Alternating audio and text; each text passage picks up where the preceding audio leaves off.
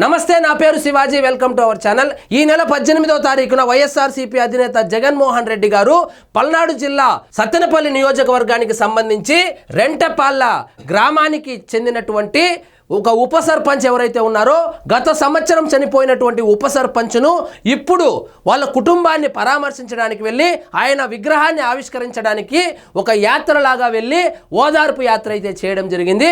దానికి పోలీసులు పర్మిషన్ ఇవ్వనప్పటికీ కూడా పోలీసుల యొక్క ఆదేశాలను బేఖాతరు చేస్తూ ఈయన యాత్ర అయితే కొనసాగించడం జరిగింది. ఆ రోజు ఇద్దరిని పొట్టన పెట్టుకున్నారు. ఒకరు దళిత కార్యకర్త అయినటువంటి సింగయ్య. ఆ సింగయ్య ఎవరైతే ఉన్నారో సాక్షాత్తు జగన్మోహన్ రెడ్డి గారి కారు కింద నుజ్జై చనిపోవడం కూడా మనమందరం వీడియోలో ఆదివారం చూసాము.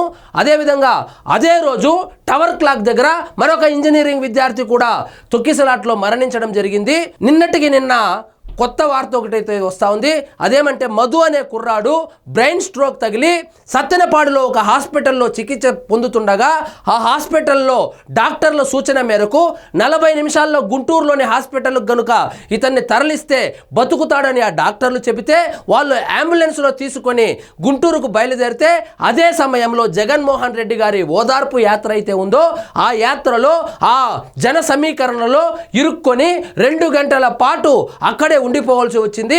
40 నిమిషాల్లో వెళ్ళవలసినటువంటి మధు ఆ హాస్పిటల్కి ఏదైతే ఉన్నాడో ఆ పేషెంట్ పేరు మధు, అతను 2 గంటలైనప్పటికీ హాస్పిటల్కు చేరకపోవడంతో ప్రాణాలు పోగొట్టుకోవాల్సి వచ్చింది. ఈ అంశం మీద జగన్మోహన్ రెడ్డి గారి చెల్లెలైనటువంటి షర్మిలారెడ్డి గారు శ్రీకాళహస్తిలో స్పందించారు. ఆమె ఏమన్నారంటే, ముమ్మాటికి దళితుడైనటువంటి సింగయ్య మృతికి మా అన్నే కారణము.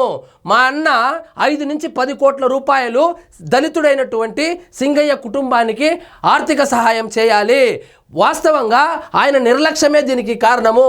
ఏ రాజకీయ నాయకుడైనా ప్రజలకు అభివాదం చేసేటప్పుడు సన్ రూఫ్ ఉండేటువంటి వాహనాలను వాడుతాడు, లేదంటే బస్సులు వాడుతారు, బస్సు పై నుంచి అభివాదం చేస్తారు.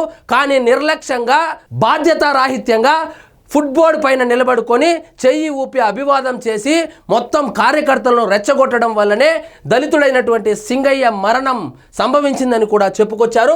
ఇక్కడ చూడండి, పల్నాడు జిల్లా రెంటపాళ్ళ పర్యటనలో కారు కింద పడి సింగయ్య అనే వృద్ధుడు చనిపోవడానికి ముమ్మాటికి జగన్మోహన్ రెడ్డి నిర్లక్ష్యమే కారణమని పిసిసి చీఫ్ వైఎస్ షర్మిల ఆరోపించారు. సోమవారం శ్రీకాళహస్తిలో ఆమె మీడియాతో మాట్లాడారు. సన్ రూఫ్ బస్ స్టాప్ల పై నుంచి ప్రజలకు అభివాదం చేయవచ్చు, కానీ ఫుట్బోర్డ్ పై నిలబడి నిర్లక్ష్యంగా అందరికీ షేక్ హ్యాండ్ ఇవ్వడము, కొందరు పిచ్చిగా కారుపైకి ఎక్కడము నిబంధనలకు విరుద్ధం కదా అని ఆమె నిలదీశారు. సో మీరు ఫుట్బోర్డ్ నుంచి షేక్ హ్యాండ్లు ఇవ్వడము, రెచ్చగొట్టడము, క్రమశిక్షణ అనేదే తెలియనటువంటి మీ కార్యకర్తలు ఆ కారు మీద ఎక్కడము, ఆ కారు మీద ఎక్కి మీకు షేక్ హ్యాండ్ ఇవ్వడం ద్వారా అక్కడ కొంచెం తొక్కిసలాట జరిగి ఈ సింగయ్య అనే అతను కారు కింద పడిపోవడం జరిగింది. కారు కింద పడి ప్రాణాలు కూడా కోల్పోవడం జరిగింది. కాబట్టి ఇది ముమ్మాటికి మీ నిర్లక్ష్యమే కారణం. కాబట్టి ఆ కుటుంబానికి 5 నుంచి 10 కోట్ల రూపాయలు నష్టపరిహారం చెల్లించాలని కూడా ఆమె డిమాండ్ చేశారు. అంతేకాకుండా బహిరంగ క్షమాపణలు కూడా చెప్పాలని ఆమె డిమాండ్ చేశారు. వృద్ధుడు మరణించిన ఘటనలో కారులో ప్రయాణిస్తున్న వారందరినీ విచారించాలని పోలీసులకు డిమాండ్ చేశారు. జగన్లో ఏమాత్రం పాపభీతి మిగిలి ఉన్నా మృతుడి కుటుంబానికి క్షమాపణ చెప్పి ఉండాలని, ఇప్పటికే కనీస బాధ్యతగా ఆర్థిక సహాయం ప్రకటించి ఉండాలన్నారు. ఇచ్చాడు మేడం. మన అంబటి రాంబాబు 10 లక్షలు ఇచ్చాడు. 10 లక్షల రూపాయలు ఒక దళితుడు యొక్క ప్రాణానికి 10 లక్షల రూపాయలు విలువ కట్టి ఆ రోజు రాత్రే ఇచ్చారు మేడం. మీరు చెప్పినట్లు కనీసం 5 నుంచి 10 కోట్ల రూపాయలు ఖచ్చితంగా ఆ దళిత కుటుంబానికి అందాలి. అదేవిధంగా జగన్మోహన్ రెడ్డి గారు బహిరంగ క్షమాపణ చెప్పాలి. ఇది బాధ్యత రాహిత్యమే, ఇది నిర్లక్ష్యమే. ఎవరైనా ఫుట్బోర్డ్లో నుంచి చేయి చూపిస్తారా? ఈయన ఫుట్బోర్డ్లో నుంచి చేతులు చూపించుకునే కాడికి జన సమీకరణ ఎందుకు చేసుకున్నాడు? అంతమంది జనాలు వస్తారని చెప్పినప్పుడు ఈ సన్ రూఫ్ ఉన్నటువంటి కార్లు కదా వాడాలి, లేదా బస్సు కదా వాడాలి. కాబట్టి ఇది ఖచ్చితంగా ముమ్మాటికి జగన్మోహన్ రెడ్డి గారి నిర్లక్ష్యము, అదేవిధంగా ఆయన బాధ్యత రాహిత్యమే కారణము.